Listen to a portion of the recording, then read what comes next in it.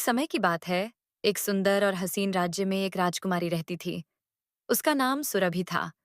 सुरभि न केवल अपनी सुंदरता के लिए जानी जाती थी, बल्कि उसकी बुद्धिमानी और दयालुता के लिए भी सभी उसकी तारीफ करते थे।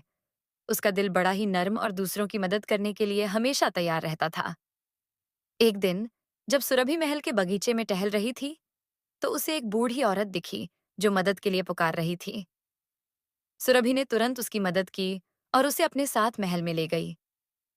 बूढ़ी औरत ने सुरभि को आशीर्वाद दिया और कहा, तुम्हारा दिल बहुत बड़ा है, तुम जो चाहोगी वही पाओगी। सुरभि ने मुस्कुराते हुए धन्यवाद कहा और उसे विदा किया। कुछ दिनों बाद राज्य में एक बड़ा संकट आया। एक विशालकाय अजगर ने पूरे राज्य को आतंकित कर रखा था। राजा ने घोषणा की कि जो कोई भी अजगर को हराएगा, उसे राजकुमारी से विवाह करने का मौका मिलेगा। कई वीर योद्धा आए, पर कोई भी अजगर का सामना नहीं कर सका।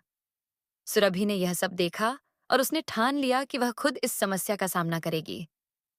उसने अपनी तलवार उठाई और जंगल की ओर चल पड़ी, जहां अजगर रहता था। वहां पहुंचने पर उसने देखा कि अजगर बहुत ही विशाल और भयानक था।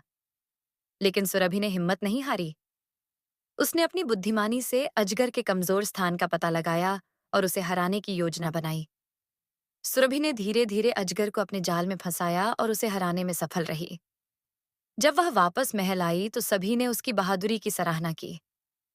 राजा ने गर्व से उसकी तारीफ की और कहा कि अब उसे अपना जीवन साथी चुनने की आजादी है। लेकिन सुरभि ने किसी योद्धा को नहीं चुना। उसने कहा, मैंने यह राज्य और इसकी प्रजा की सुरक्षा के लिए किया है। मुझे शादी की कोई जल्दी नहीं है। राजा ने उसकी बुद्धिमत्ता और समझदारी की सराहना की और उसे राज्य की रानी बना दिया। राजकुमारी सुरभि ने राजा के साथ मिलकर राज्य को समृद्ध और खुशहाल बना दिया। उसकी दयालुता, बहादुरी और बुद्धिमानी की कहानियां दूर दूर तक फैलीं।